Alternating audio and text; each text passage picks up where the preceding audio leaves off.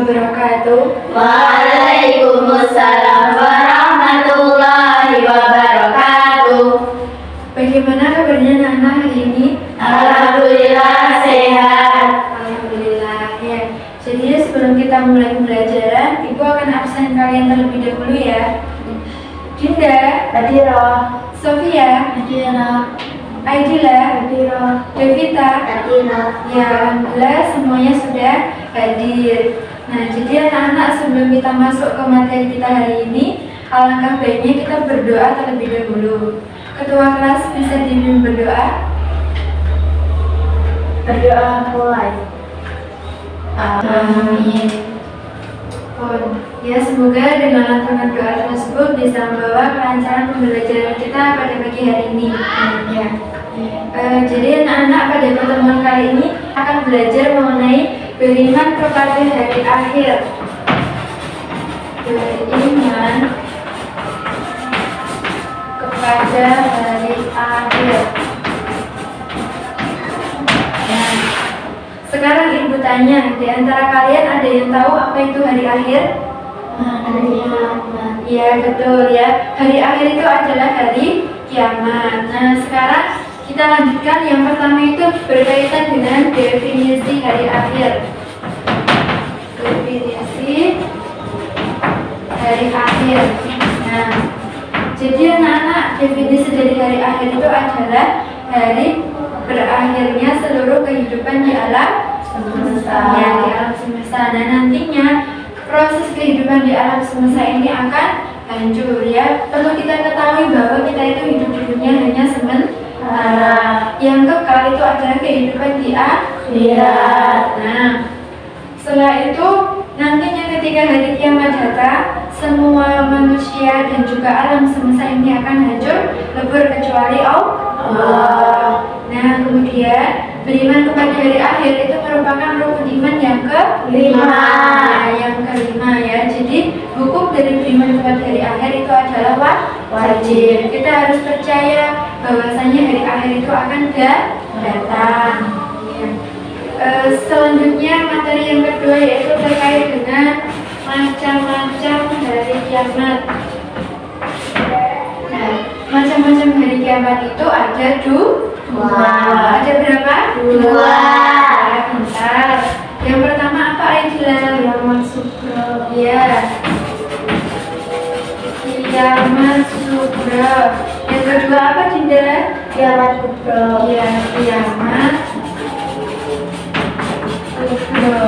Nah, jadi macam-macam hari kiamat itu ada dua. Yang pertama yaitu kiamat sugra. Ada yang tahu kiamat sugra itu apa?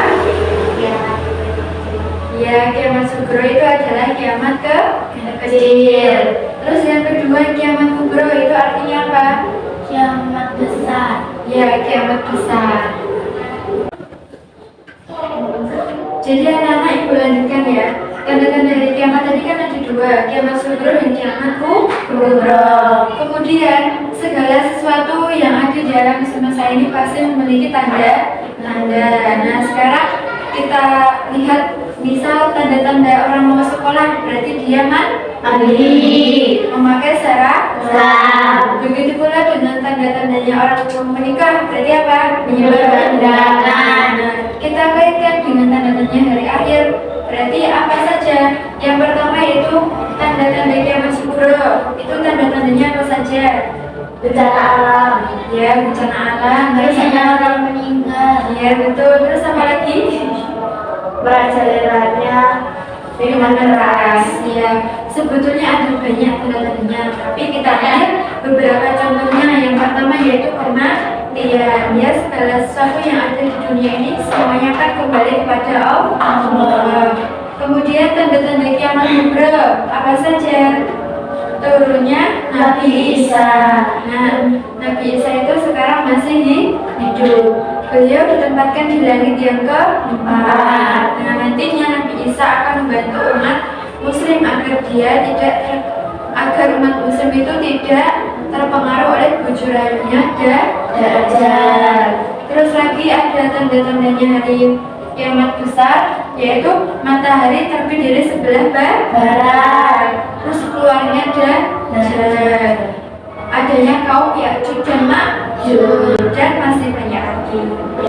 Baik anak-anak, kita lanjutkan materi kita ya.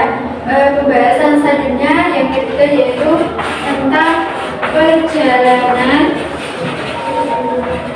kehidupan manusia. Nah, perjalanan kehidupan manusia itu diawali dari alam kandungan ya. Kita itu sebelum lahir kita dikandung oleh seorang ibu kurang lebih selama 9 bulan 10 hari. Nah, ketika kita masih berada dalam kandungan, ketika umur kita masih 4 bulan, Allah itu meniupkan roh ke dalam janin ibu kita. Nah, dengan ditiupkan roh itu Allah telah menuliskan takdir kita ya. Yang pertama berkaitan dengan jodoh kita, rezeki kita, nasib kita, dan juga kematian kita itu sudah diatur oleh Allah. Semuanya itu dituliskan di Lauhul Mahfuz. Nah, jadi kalian semua nggak usah khawatir besok lusa mau jadi apa, rezeki saya berapa ya. Semua itu sudah diatur oleh Allah. Nah, terus setelah dari alam kandungan kita dilahirkan ke alam dunia. Alam sekarang ini dinamakan alam dunia. Nah, kita hidup di dunia ini sifatnya hanya sementara. Yang kekal itu adalah kehidupan di akhirat. Nah, setelah kehidupan di dunia selesai, kita lanjutkan dengan kehidupan di alam barzakh atau di alam kubur. Kita kan gak ada yang tahu kapan Allah mencabut nyawa kita. Nah, yang tugas kita sebagai umat Islam, kita harus senantiasa beramal soleh, amar ma'ruf nahi munkar, mengajak kepada kebaikan dan menjauhi kemungkaran. Ya, kita mengajak kepada kebaikan, menjauhi kemungkaran. Nah, setelah itu di alam kubur nanti kita akan bertemu dengan dua malaikat, yaitu malaikat siapa? Ya, kita malaikat munkar dan malaikat nakir. Nantinya kita di alam kubur akan ditanyai oleh malaikat dengan beberapa pertanyaan. Di antaranya yang pertama, man rabbuka, siapa Tuhanmu? Allah. Ya, man nabiyuka, siapa nabimu? Muhammad. Ma ikhwanuka, siapa saudaramu? Ma dinuka, apa agamamu? Islam. Ma kitabuka, apa kitabmu? Al-Quran. Ya, jadi di alam akhirat kelak bahasa yang digunakan itu adalah bahasa Arab. Nah, mulai sekarang kita harus belajar memahami dan menghafal bahasa Arab agar kala kita tidak kesulitan menjawab pertanyaan dari malaikat munkar dan malaikat nakir. Setelah dari alam barzakh, kita lanjut di yaumul ba'ats atau hari kebangkitan. Nah, nantinya kan kita nggak ada yang tahu kapan Allah mencabut nyawa kita. Ketika malaikat Israfil sudah diutus Allah meniupkan sangkakala, terjadilah hari kiamat, hari akhir. Nah, hari akhir ini akan terjadi dan semua manusia beserta isinya akan hancur kecuali Allah. Baik anak-anak, setelah alam semesta ini hancur dan malaikat Israfil sudah meniupkan sangkakala, kita akan dibangkitkan Allah. Nah, peristiwa kebangkitan kita ini dinamakan Yaumul Ba'ats. Nantinya kita akan dibangkitkan oleh Allah dan kita akan digiring menuju padang mahsyar. Nah, nantinya di padang mahsyar kita akan bertemu dengan berbagai bentuk manusia. Ada yang mereka jalannya itu secara melangkah, ada mereka yang jalannya itu dengan tegak, ada mereka yang tidak memakai baju. Semuanya itu ketika kita lagi di alam semesta kan kita nggak menggunakan pakaian. Nah, kita kembali ke Allah, nanti kita juga tidak memakai pakaian. Nah, kemudian setelah di yaumul hasyar kita akan menerima buku catatan kita. Nah, kalau kita sampai di alam dunia itu berbuat baik, kita akan menerima buku catatan amal kita menggunakan tangan kanan. Tapi sebaliknya, kalau kita di alam dunia itu sering melakukan keburukan atau bermaksiat, kita akan menerima buku catatan amal kita menggunakan tangan kiri. Ya. Terus kita lanjutkan dengan yaumul hisab dan yaumul mizan. Nah, nantinya di akhirat kita akan dihisab ya. Segala sesuatu yang telah kita kerjakan di dunia itu akan dipertanggungjawabkan di alam akhirat. Nah, kalau kamu sering berbuat baik, maka kamu akan mendapat pahala.